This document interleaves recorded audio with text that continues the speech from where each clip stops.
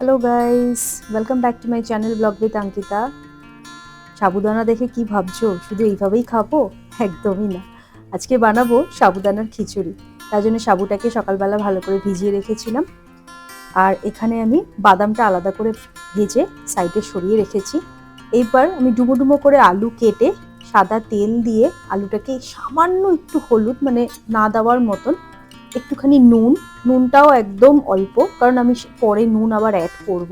তো ওই জন্যে খুব বেশি নুন, হলুদ, মিষ্টি কিছুই না দিয়ে ভালো করে ভেজে আমি সরিয়ে রেখেছিলাম। এবার সেম কড়াইতে সাদা তেলের মধ্যে তেজপাতা এবং তার সাথে একটা শুকনো লঙ্কা ফোড়ন দিয়ে একটুখানি ভাজা করে, বেশিক্ষণ না, একটুখানি ভাজা করে এবার দিয়ে দেবো গোটা জিরে।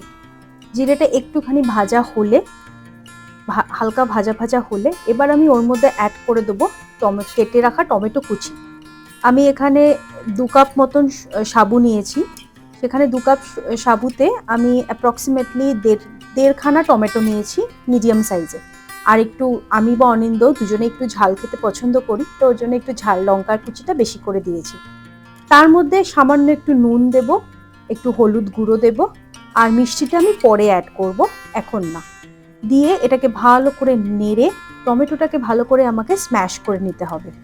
স্ম্যাশ বলতে যতক্ষণ না ওটাকে কষা হচ্ছে, মানে টমেটোর যে জলটা থাকে, যে যতক্ষণ না ড্রাই আপ হচ্ছে। ওটা হয়ে গেলে এবার আমি সেই যে আলু আর বাদামটা ভেজে রেখেছিলাম ওইটাকে আমি এবার অ্যাড করে দেবো। দিয়ে ভালো করে নেড়ে পুরো বাদাম আলু পুরো জিনিসটা ভালো করে মিশিয়ে এইবার আমি ভিজিয়ে রাখা সাবু অ্যাড করে একদম লো ফ্লেমে জাস্ট 1 থেকে 2 মিনিট ভালো করে মিশিয়ে নিতে হবে। সাবু কিন্তু বেশিক্ষণ কড়াইতে রাখলে স্টিকি হয়ে যায়, একদম বেশিক্ষণ কড়াইতে রাখা যায় না, স্পেশালি গরমের মধ্যে তো একেবারেই না। যাতে স্টিকি না হয় তার জন্য খুব তাড়াতাড়ি করে ওটাকে মিক্স আপ করে গ্যাস বন্ধ করে দিতে হয়। এবার ওপর থেকে আমি ছড়িয়ে দেবো একটু কেটে রাখা ধনেপাতা আর লেবুর রস, কারণ হচ্ছে আমার বা অনিন্দর দুজনেরই লেবুর রস বা ধনেপাতা সাবুর খিচুড়িতে খেতে আমাদের খুব ভালো লাগে। বাস চটজলদি করে ডিনার রেডি করে ফেললাম, সাবুদানার ভেজ খিচুড়ি। কেমন লাগলো জানিও কিন্তু অবশ্যই। টাটা, দেখা হচ্ছে, বাই।